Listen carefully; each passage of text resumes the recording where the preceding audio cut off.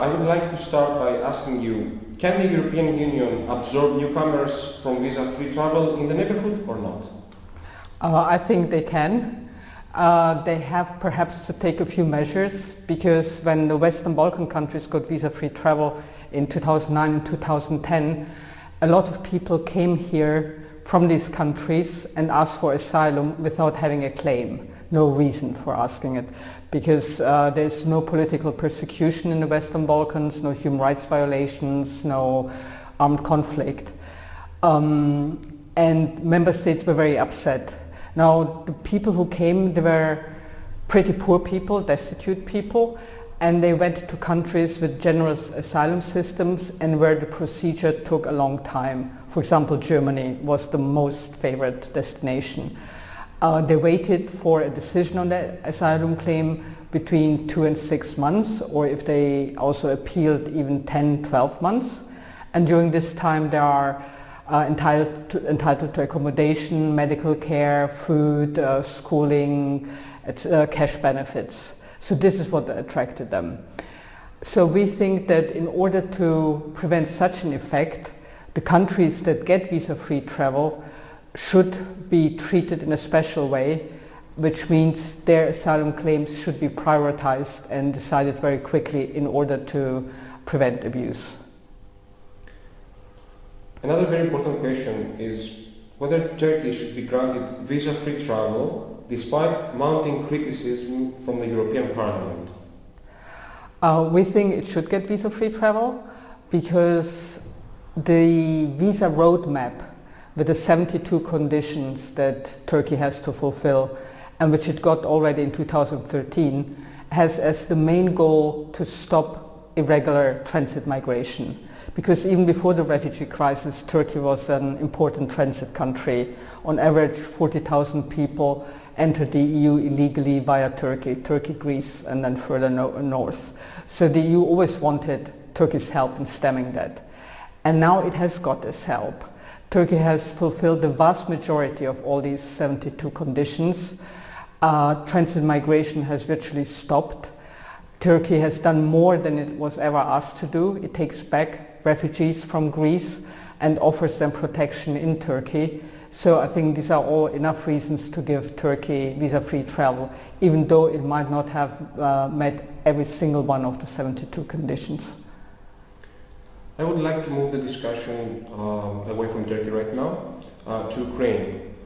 Why the stalemate in the case of Ukraine when it comes to visa-free regime, despite the fact that they fulfilled all the criteria? I think the main problem is that the Commission's proposal to lift the visa requirement has come at a very unfortunate time.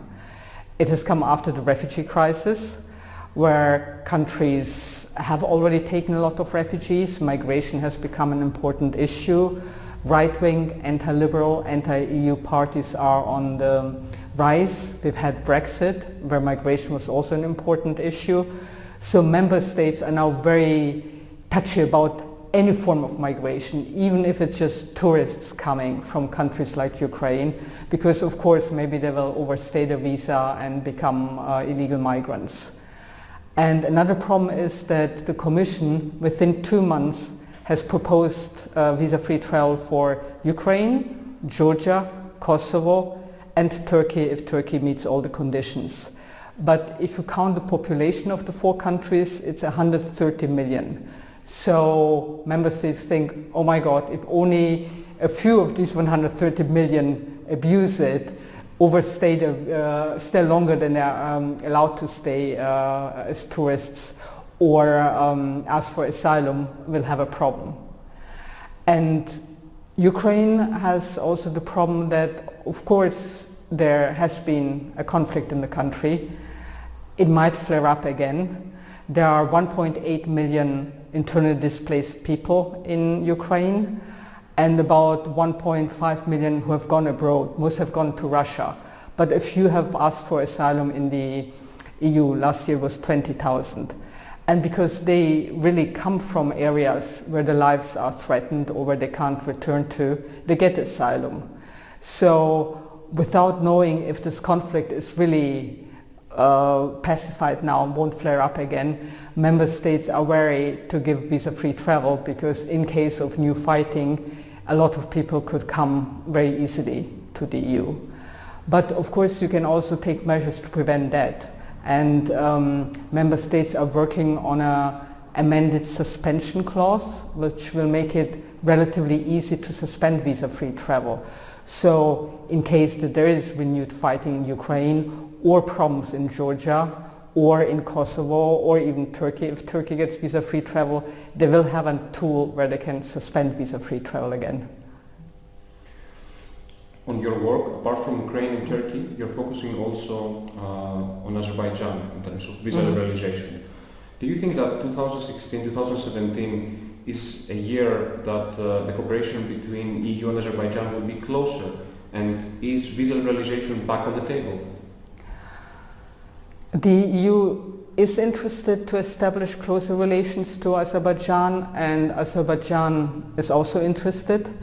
Because the economy has really tanked and they need loans and friends.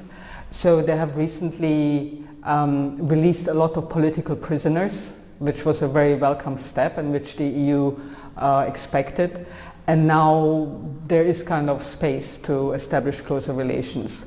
But for visa liberalization or any other form of cooperation, the EU expects respect for human rights.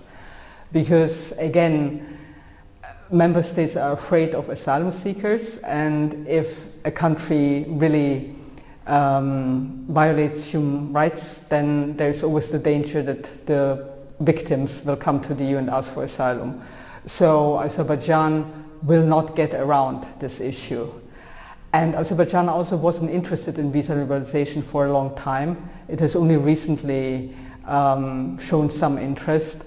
But I think it will become clear that if it wants visa-free travel, it will have to also look at human rights like all the other countries have had to do. Last but not least, I would like your brief input on what can we expect from Balkan countries, which are considerably smaller, when it comes to visa-free travel. The Balkan countries got it already in 2009 and 10. After which the number of unfounded asylum claims really increased. It's mostly the poor people who come to the EU, and they go to countries where they can reap benefits and the entitlements of asylum seekers, free accommodation, cash benefits, medical care, etc.